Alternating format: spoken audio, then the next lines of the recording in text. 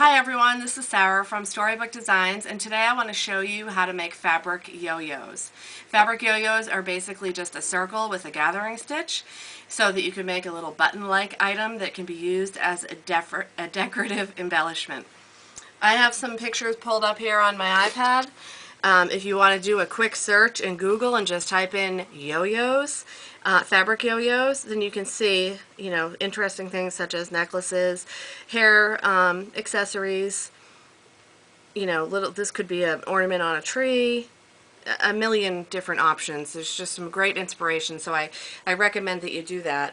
One of the reasons why I wanted to include yo-yos in this video is because I like to make fabric garland from my yo-yos, and I use it on the Christmas tree. So you can just vary different sizes and attach those at each point. It does take some time, but it is so worth it because it looks fabulous on the tree.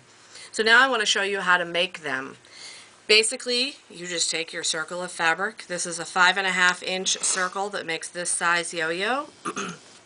And you're going to work around and do a basting stitch all the way around the edge. You do not need to press this down ahead of time. You don't need to measure. You just want to kind of eyeball it and do between 1/4 and 1/2 inch of a fold. Just enough, basically. It's really more than like 1/4. Just enough so it doesn't fray when you're going to be pulling that tight into the center, depending on the fabrics you're using. Some of them may fray more than others. So basically, once you're working around, you do this basting stitch all the way through, and I find it to be easier to gather as you go along. Let me just finish this one up. So you're just going to go in and out, in and out, and as you work on a bunch of these, you'll be amazed at how much quicker that you can go, but it's kind of a tedious, monotonous little activity. I think it's best for, when you're watching television.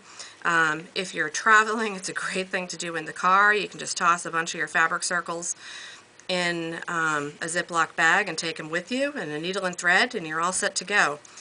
And you can just collect these throughout the year. So now that I've got that all stitched up,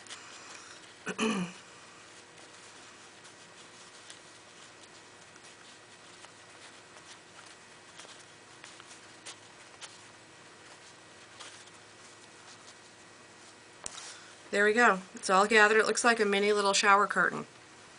I mean shower cap. Go right through the center, come back out here, and then tie off your little knot. I always do a double knot. And there you go, another yo-yo to add to the collection. So how are you going to cut your circles? That would be my next question, if I had never done them before. And one of the best, easiest ways, if you don't have a compass, and if you don't want to use a circular lid, you could use like an old spool from a ribbon spool. You could use Cool Whip covers, whatever you want to use. But the fastest way for cutting these out is going to be if you cut your fabric, fold your fabric, in quarters, and then take half of what you want. If I wanted to do a 7-inch circle, this is a 3.5 inch piece of cardboard that I cut. And I'm just pinning this in to the very corner of the fabric. I put a little notch for my pen, and this will end up being just slightly under 7 inches because I just wanted to show you how you can do this.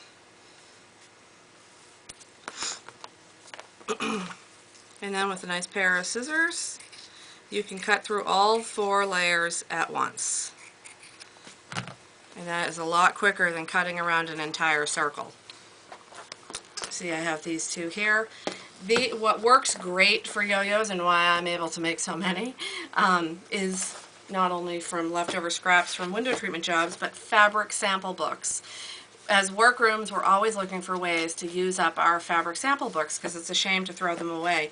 And yo-yos is a perfect way to use them up. So this came out of one book. These are all already coordinated, and so this is going to make a nice little grouping that I can put together. So try some at home, have some fun with it, and make something creative. Thank you.